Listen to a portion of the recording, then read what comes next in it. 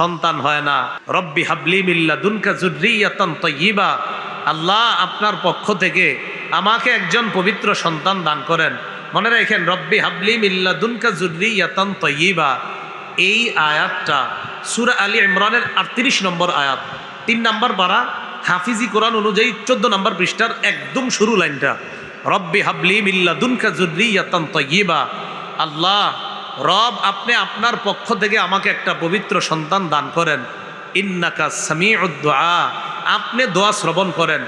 এই এলাকার যে ভাইয়াটা বিয়ে করছে 10 বছর সন্তান হয় না, এই ভাইটাকে আর ওই ভাইয়ের বিবিকে বলবেন, তোমরা সূরা আলী ইমরানের 38 নম্বর আয়াতের রব্বি হাবলি মিন লাদুনকা থেকে ইন্নাকা সামিউদ দুআ পর্যন্ত এই দোয়াটা পড়বা আর আল্লাহর কাছে দোয়া করবা। এইভাবে দোয়া করবেন। আল্লাহ, জাকারিয়া নবী বৃদ্ধ বয়সে আপনার কাছে দোয়া করছে, আল্লাহ আপনি জাকারিয়া নবীকে বৃদ্ধ বয়সে সন্তান দান করছেন। মাবুদ গো, আমিও ওই দোয়াটা করলাম, আমার বিয়ে হয়েছে 10 বছর, একটা সন্তান হয় না, আল্লাহ আপনি আমাকে এই দোয়ার বদৌলতে আমাকে একটা সন্তান দান করেন। এই দোয়া করেননি? করে না।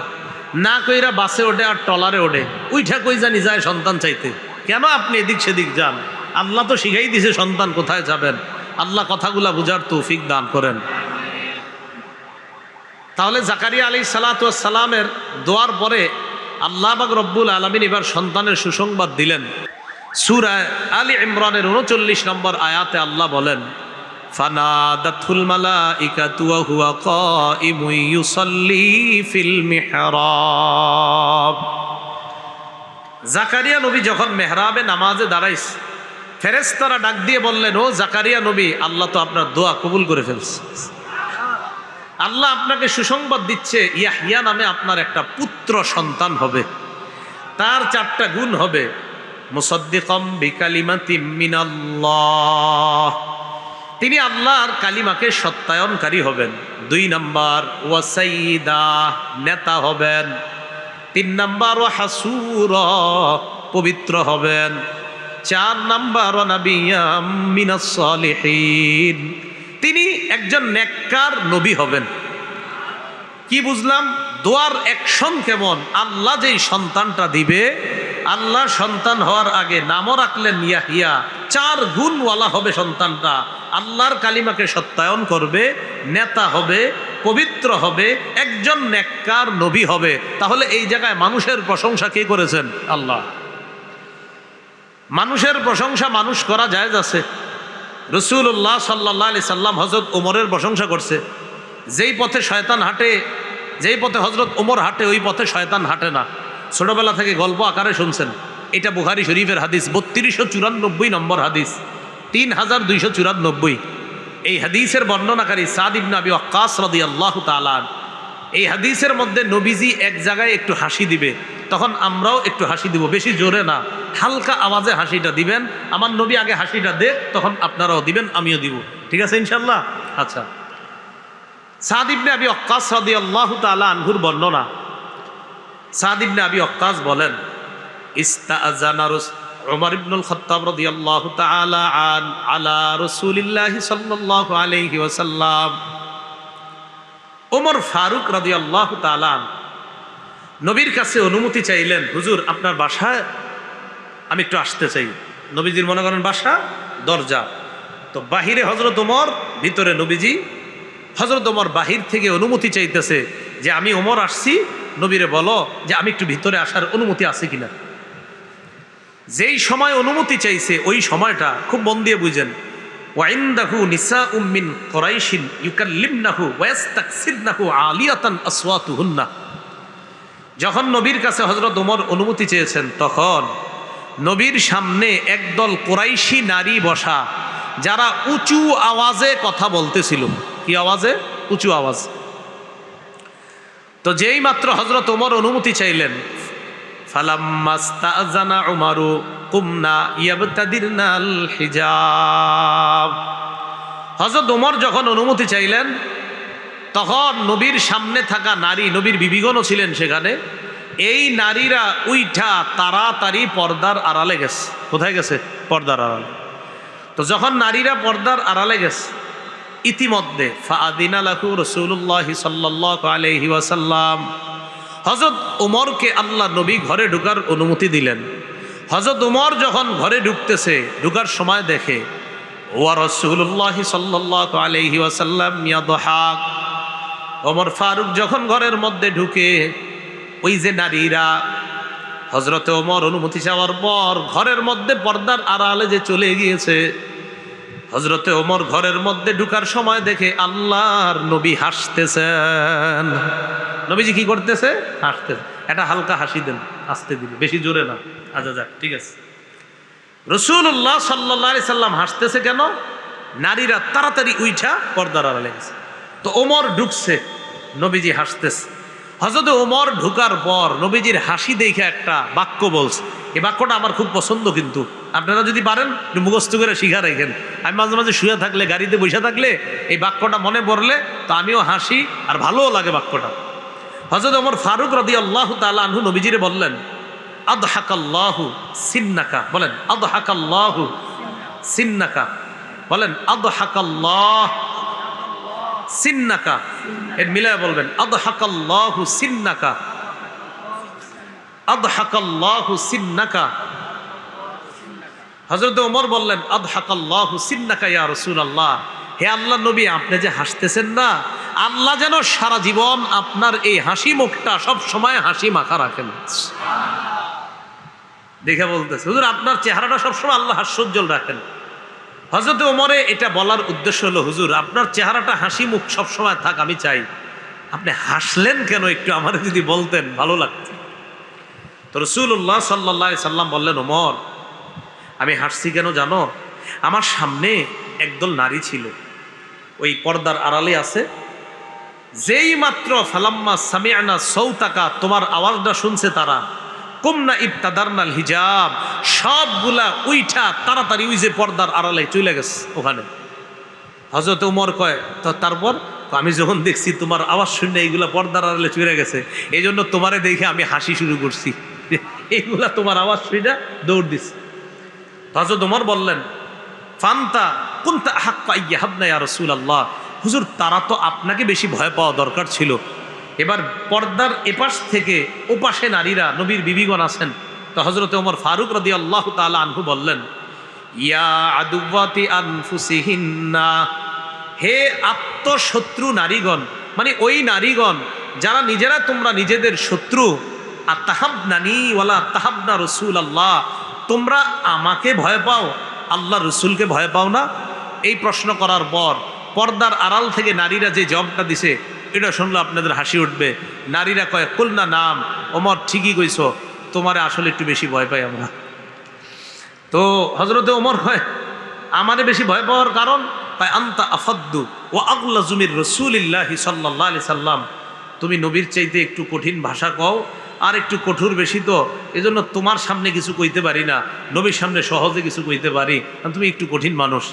এইটা শুই না রাসূলুল্লাহ সাল্লাল্লাহু আলাইহি সাল্লাম হযরত ওমরকে যা বললেন, ওয়াল্লাযী নাফসি বিয়াদি মা লাকিয়াকা শাইতান ক্বাদ তুসালিকান ফাজ্জান ইল্লা সালাকা ফাজ্জান গায়রা ফাজ্জিক।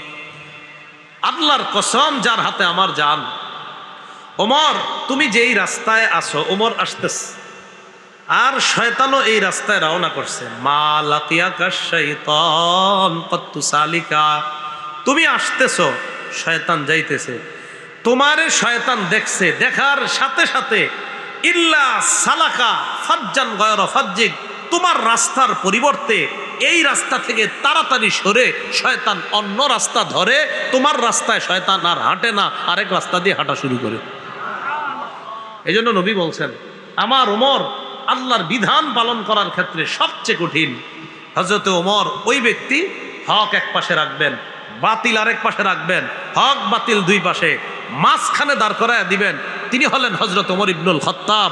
বাতিল হকের সাথে লাগবে না, হক বাতিলের সাথে লাগবে না। ওমর তো ওমর, হক হক, বাতিল বাতিল। বাতিলের ক্ষেত্রে ওমর ঘুষি মিশি, ইনিয়ে বিনিয়ে, এমন তেমন ওমন, এগুলো হযরত ওমর বুঝতেন না। হক বাতিল মাঝে দাঁড় করাবেন, তার নাম ওমর। একদম সোজা সাপটা। তো ওমর ফারুক রাদিয়াল্লাহু তাআলা আনহুর প্রশংসা করলেন নবীজি। মানুষের প্রশংসা করা জায়েজ আছে, রাসূলুল্লাহ সাল্লাল্লাহু আলাইহি সাল্লাম বাড়ি করলেন না, যতটুকু প্রশংসা দরকার ততটুকু করলেন। আবু বকর সিদ্দিক রাদিয়াল্লাহু তাআলা আনহু দেখেন, সাহাবীদের প্রশংসা যখন করা হতো তারা বিনয়ী হতো, আর আমাদের প্রশংসা করলে আমরা আরো অহংকারী হই, আরো ভাবসাব বাড়ে, পাঞ্জাবিটা আরো আগের চাইতে বেশি নড়াচড়া করে। ইবনে মাজার বর্ণনা 94 নম্বর হাদিস। এই হাদিসের বর্ণনাকারী আবু হুরায়রা রাদিয়াল্লাহু তাআলা আন তিনি বলেন, ক্বালা রাসূলুল্লাহ সাল্লাল্লাহু আলাইহি ওয়াসাল্লাম মা নাফানি মালুন কত্তু মা নাফানি মালু আবি বকরিন। রাসূলুল্লাহ সাল্লাল্লাহু আলাইহি সাল্লাম বলেন, আমার সাহাবীরা আমারে যারা দান করেছে তাদের দানগুলা গেছে, আবু বকরের দান সম্পদটা ইসলাম প্রচারে আমার বেশি কাজে লাগছে। এখন আমরা যখন দানের কথা শুনি, দানের প্রশংসা, তখন কি করি? আমার দিকে তাকান, পাঞ্জাবিটা 3-4 বার নড়ে, জি সেটা আমি। আবু বকর সিদ্দিক যখন দানের কথা শুনছে যে নবী তোমার দানের প্রশংসা করছে, ফাবাকা, কান্না শুরু করছে। তাহলে আমাদেরকে প্রশংসা অহংকারী বানায়, সাহাবীদেরকে প্রশংসা বিনয় বানায়। আগে যতটুকু বিনয় ছিল, প্রশংসা করলে আগের চাইতে বিনয় আরো বেড়ে যায়। আর আমাদেরকে যদি প্রশংসা করেন, আগে যে টাউট ছিলাম, প্রশংসা করার পরে চেয়ে বড় আরো ভয়ঙ্কর টাউট হয়ে যায় আমরা। কেন এটা কেন?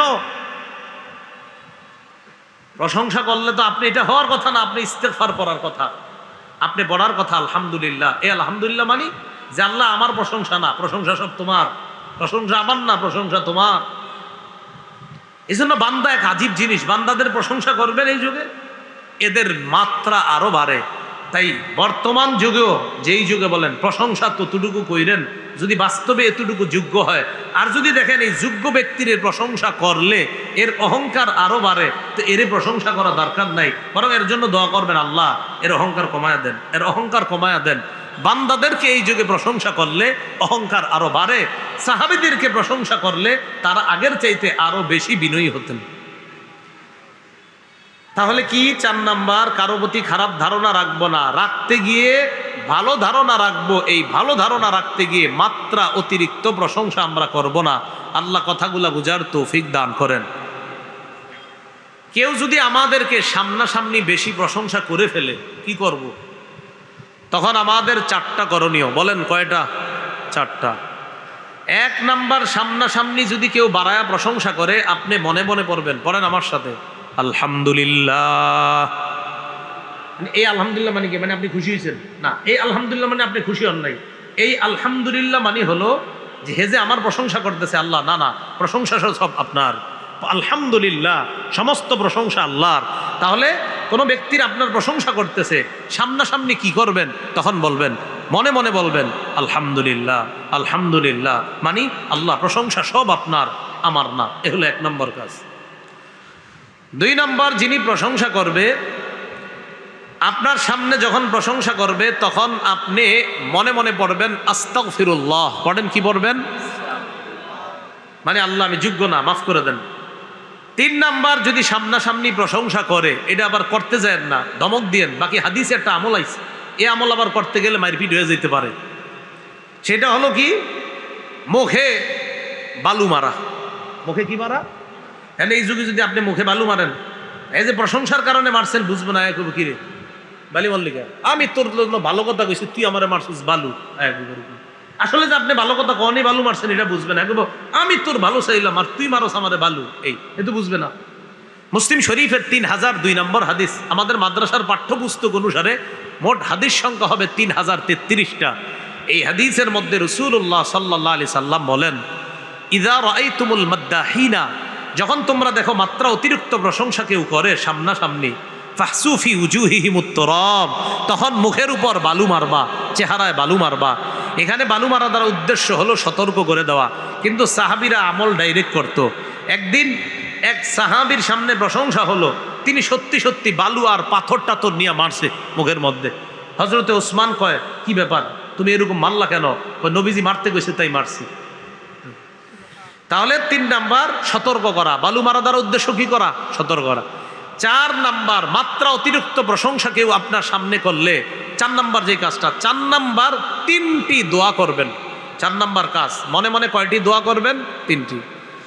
আমার সাথে একবার বলেন, পরবর্তীতে শুধু বাংলাটা শিখে নেবেন, আগে আরবিটা যদি পারেন বলেন। বলেন, আল্লাহুম্মা লা তুআখিজনি বিমা ইয়াকুলুন ওয়াগফিরলি মা লা ইয়ালামুন ওয়াজআলনি খায়রাম মিম্মা ইয়াজুন্নুন। এটা হলো আরবিটা। বলেন, হে আল্লাহ, তারা যা বলছে এই ব্যাপারে আমাকে পাকড়াও করবেন না। আল্লাহ, তারা যা জানে না এই ব্যাপারে আমাকে ক্ষমা করে দেন। আল্লাহ, তারা আমার ব্যাপারে যেই ভালো ধারণা রাখে এর চাইতে আরো দামি আমারে বানায়া দেন। এই 3টা দোয়া করবেন সামনাসামনি যদি কেউ প্রশংসা করে। তাহলে আসেন মূল কথায় চলে যাই আমরা। 4 নাম্বার আমাদের দোষ হলো কারো ব্যাপারে খারাপ ধারণা রাখা যাবে না, ভালো ধারণা রাখবো, রাখতে গিয়ে মাত্রা অতিরিক্ত প্রশংসা করব না। আল্লাহ কথাগুলা বোঝার তৌফিক দান করেন। 5 নাম্বার, ওয়ালা তাজাসসু, তোমরা কারো পিছনে দোষ অনুসন্ধানে লেগে যাবে না, কারো দোষ খোঁজা, দোষ চর্চা না করা। বিসমিল্লাহ। কারো পিছনে আমরা দোষ তালাশ করব না। আলহামদুলিল্লাহ। বিচারক যদি কোনো অপরাধ প্রমাণ করার জন্য কারো পিছনে সিআইডি লাগায়, এটা জায়েজ আছে।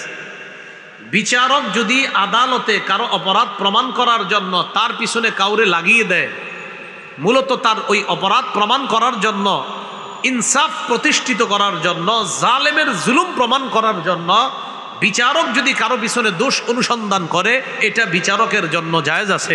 বাকি আমাদের জন্য আমভাবে মাসালা হলো ওয়ালা তাজাসসু, তোমরা কারো দোষ অনুসন্ধানে লেগে যাবে না। এটা তার উদ্দেশ্য। এই আমরা যে এলাকার মুসলমানরা, এক মুসলমান আরেক মুসলমানের দোষ অনুসন্ধান করব না। আল্লাহ এই 5 নাম্বার অপরাধ থেকে বাঁচার তৌফিক দান করেন।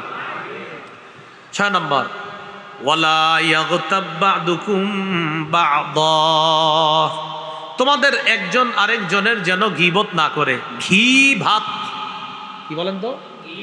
ঘি ভাত, ঘি আর ভাত খুব উপকার স্বাস্থ্যের জন্য, আর গীবত আপনাকে ধ্বংসের জন্য উপকারী। ঘি ভাত স্বাস্থ্যের জন্য উপকারী, গীবত দুনিয়া ধ্বংসের জন্য একদম যথেষ্ট। তাহলে ঘি ভাত দুনিয়াতে স্বাস্থ্যের উপকার করে, আর গীবত এটা আখেরাত বরবাদ করে দেয়। তাহলে একটা হলো ঘি ভাত, এটা খুব ভালো, আর একটা হলো গীবত, এটা আখেরাত নষ্ট করে দিবে। দেখছেন নি কি সুন্দর কথা? ঘি ভাত কত ভালো কথা, আর গীবত দুটোটাই মজার। একটা মজা এটা শরীরের জন্য ভালো, আর আরেকটা মজা আখেরাত নষ্ট করে দেয়। তাহলে গীবত থেকে আমরা বেঁচে থাকবো, আল্লাহ তৌফিক দান করেন। খুব মনোযোগ দেন। গীবত কাকে বলে? তিরমিজি শরীফের 1934 নম্বর হাদিস, 1934 নম্বর হাদিস।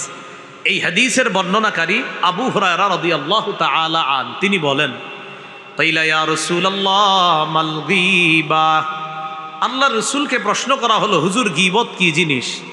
ফাকালা রাসূলুল্লাহ সাল্লাল্লাহু আলাইহি ওয়াসাল্লাম, যিকরুকা আখাকা বিমা ইয়াকরাহ, তুমি তোমার ভাইয়ের ব্যাপারে এমন কথা বলা যেটা সে শুনলে অপছন্দ করবে। যেমন আপনাদের এই এলাকার দক্ষিণ পাড়ার আব্দুর রহমানের ব্যাপারে আপনাদের সামনে আমি একটা দোষ বললাম। এখন এই যে দোষটা বললাম, আব্দুর রহমান এইখানে থাকলে এটা শুনলে অপছন্দ করবে, এটাকে গীবত বলা হয়। আমি আবার বলছি, তুমি তোমার ভাইয়ের, তুমি কারো ব্যাপারে এমন কথা বলা যেই কথাটা সে শুনলে অপছন্দ করবে, বলেন তো এটাকে কি বলা হয়? গীবত। সাহাবী প্রশ্ন করলেন, ইন কানা ফীহি মা আকুলু ইয়া রাসূলুল্লাহ, হুজুর আমি যার ব্যাপারে গীবত করলাম বাস্তবিক অর্থে যদি তার মধ্যে এই দোষটা থাকে তাহলেও কি গীবত? তাকান আমার দিকে সবাই, আমি ওনার নামে একটা কথা বলছি, অপরাধের কথা। বাস্তবিক অর্থে যদি ওনার মধ্যে এই অপরাধটা থাকে, নবীকে প্রশ্ন করলেন, হুজুর তাও কি গীবত? নবী বললেন, ইন কানা ফীহি মা তাকুলু ফাকাদ ইগতাবতা, তুমি যার দোষ বললা বাস্তবিক অর্থে যদি তার মধ্যে এই দোষটা থাকে তাহলে এটা গীবত। বলেন আবার, তুমি যার দোষ বললা, বাস্তবিক অর্থে যদি তার মধ্যে এই অপরাধ থাকে তাহলে এটার নাম গীবত। ওয়া ইল্লাম ইয়াকুন ফীহি মা তাকুলু ফাকাদ বাহাত্তা। আর তুমি যার দোষ চর্চা করলা, তুমি যার গীবত করলা, তার মধ্যে যদি ওই অপরাধটা না থাকে তাহলে এটার নাম অপবাদ। তাহলে বলেন তো, আব্দুর রহমানের একটা দোষ আপনাদের সামনে বললাম, আসলে দোষটা তার মধ্যে আছে, এটার নাম কি? মাশাআল্লাহ। আব্দুর রহমানের একটা দোষ আপনাদের সামনে বললাম, কিন্তু অপরাধটা তার মাঝে আসলে নাই, এটার নাম কি? অপবাদ। এই তো বুঝছেন। তাহলে অপরাধ থাকলে গীবত, অপরাধ না থাকলে অপবাদ। আল্লাহ আমাদের সকলকে গীবত এবং অপবাদ উভয় অপরাধ থেকে বাঁচার তৌফিক দান করেন। আমরা গীবত করি 4 মাধ্যমে। বলেন কয় মাধ্যমে গীবত করি? 4 মাধ্যমে আমরা গীবত করি।